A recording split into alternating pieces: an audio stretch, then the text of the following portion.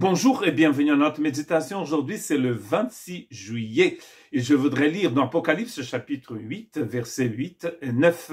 Le deuxième ange sonna de la trompette et quelque chose qui ressemblait à une grande montagne embrasée par le feu fut précipité dans la mer. Le tiers de la mer devint du sang.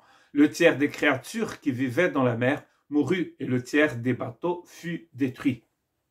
La trompette de Dieu continue de sonner et elle sonne pour réveiller son peuple, pour réveiller les gens, pour montrer qu'il y a un danger qui arrive et nous devons être d'ailleurs éveillés. Et pas fait comme les 5 vierges qui étaient folles et qui n'étaient pas prêtes pour le retour de l'époux.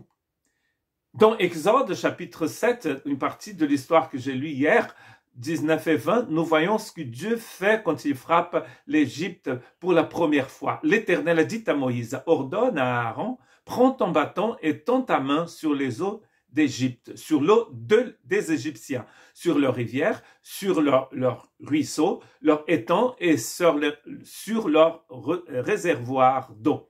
Elle deviendra du sang. Ainsi, il y aura du sang dans tout l'Égypte, même dans les récipients en bois et en pierre. Moïse et Aaron se conformèrent à ce que l'Éternel avait ordonné. Aaron leva le bateau et frappa l'eau du Nil sous les yeux du Pharaon et ses serviteurs, et toute l'eau du fleuve fut changée en sang. Nous voyons en fait quelque chose comme ça qui va frapper donc la mer dans la deuxième trompette, alors que la deuxième trompette va sonner. Il y a toujours beaucoup de confusion, de troubles, de commotion en relation avec la mer dans les Écritures. Mais nous voyons aussi que celui qui est maître de toutes choses, c'est l'Éternel des armées célestes. Dans le psaume 46, un psaume de David, c'est un psaume des descendants de Corée, nous allons lire ceci, Dieu est pour nous un refuge et un appui. Un secours toujours présent dans la détresse. C'est pourquoi nous sommes sans crainte quand la terre est bouleversée, quand les montagnes sont ébranlées au cœur de mer. C'est ce qui dit la trompette. Et que les flots de la mer mugissent, écument, se soulèvent jusqu'à faire trembler les montagnes. Les bras d'un fleuve réjouissent la ville de Dieu, le sanctuaire des demeures du Très-Haut. Dieu est au milieu d'elle, elle ne sera pas ébranlée. Par contre, des nations s'agitent, des royaumes sont ébranlés, il fait entendre sa voix et la terre tremble en défaillance. L'Éternel, le maître de l'univers, est avec nous. Le Dieu de Jacob est une forteresse pour nous. Venez contempler ce que l'Éternel a fait. Venez contempler ce que l'Éternel a fait. C'est l'exhortation de ce jour. La trompette sonne pour que nous puissions nous réveiller. Sommes-nous éveillés? Contemplons-nous ce que Dieu est en train de faire? N'oublions pas que tout ce qui se passe en Apocalypse, c'est l'agneau qui défend son épouse persécutée.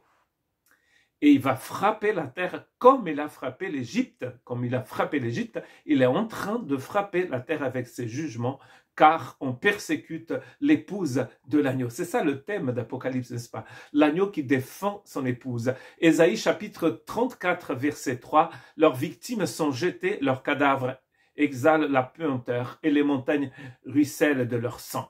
Donc encore une fois, tout ce qui est lié avec la montagne et la mer ici parle d'un grand jugement de la part de celui qui vit et qui règne pour les siècles des siècles. Ésaïe 54, verset 10, « Même si les montagnes s'éloignaient, même si les collines étaient ébranlées, mon amour ne s'éloignera pas de toi, et mon alliance de paix ne sera pas ébranlée, dit celui qui a compassion de toi, et l'Éternel. » Donc vous voyez, dans tout ce texte, dans le psaume 46 aussi, nous voyons de la commotion, du trouble partout, mais le peuple du Seigneur est tranquille. Il est tranquille parce qu'il fait confiance à son Seigneur. Ézéchiel 38, verset 20, « Les poissons de la mer, les oiseaux du ciel, les bêtes des champs, tous les reptiles qui rampent sur la terre et tous les hommes qui vivent à la surface de la terre trembleront devant moi. Les montagnes seront renversées, les falaises s'écrouleront et toutes les murailles tomberont par terre. » Nous avons vu beaucoup de murailles tomber par terre depuis le début de l'histoire de l'humanité. Toutes ces villes, toutes ces civilisations qui se lèvent contre le Seigneur, Jéricho par exemple, Babylone qui est devenue des ruines, toutes ces civilisations, Rome, allez à Rome et vous allez voir les ruines de Rome, les gens, les peuples, les civilisations se lèvent, mais la trompette sonne et le jugement divin est certain.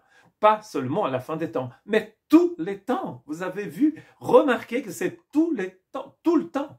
Et tout pendant toute l'histoire de l'humanité. L'homme se lève, Dieu détruit les remparts. L'homme se lève, la montagne tombe dans la mer. Michée, chapitre 1, verset 4. Sous ses pas, les montagnes s'effondrent.